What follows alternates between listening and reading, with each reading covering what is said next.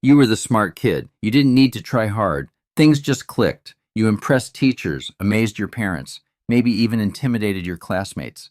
And everywhere you turned, someone told you, you're going to do something great someday.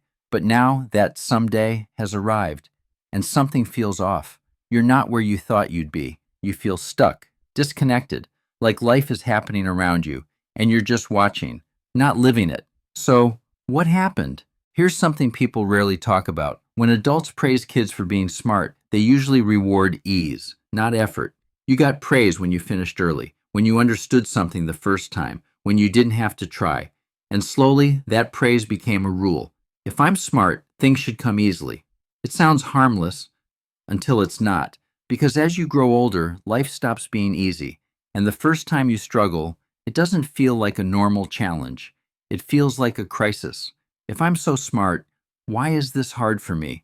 So instead of leaning into the discomfort, you pull away from it. You stop raising your hand unless you're sure. You don't try new things unless you know you'll be good. You start avoiding failure like it's a threat to who you are. And just like that, your world begins to shrink, not because you aren't capable, but because you're scared of breaking the image of who you were supposed to be. Now here's the hidden cost of that strategy. Isolation. Real connection doesn't happen when you're perfect. It happens when you're present. When you join the team, take the risk, stumble with others, and grow together. But if you're avoiding the mess of life to protect your image, you miss the exact moments where connection lives. You say no to the club because you don't want to look bad. You skip the group project because it's frustrating. You avoid conversations that feel too awkward, too uncertain, and without realizing it, you remove yourself from the flow of shared experience. But you still crave connection, so what do? You rely on what's familiar, your mind. You analyze instead of relate. You observe instead of participate. You use logic to simulate emotions, and it sort of works until it doesn't, because being around people starts to feel like a performance. You're not present, you're calculating, always thinking about the right thing to say, the right way to act, the right mask to wear, and at some point, even that becomes too much, so you retreat even further. Eventually, your mind builds a wall.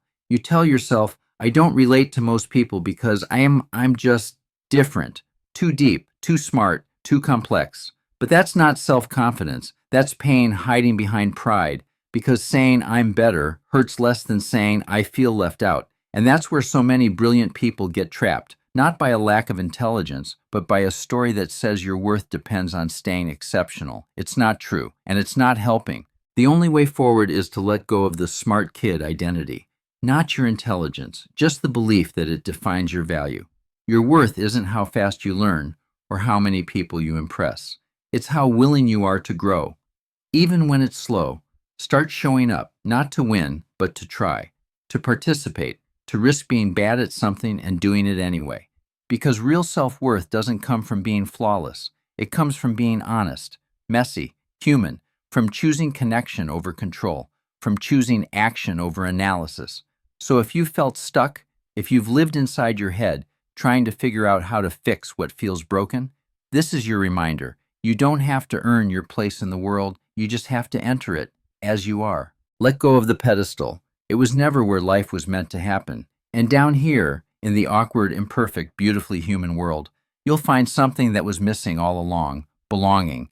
Not because you were impressive, but because you were finally real. And that's something no amount of intelligence can ever replace.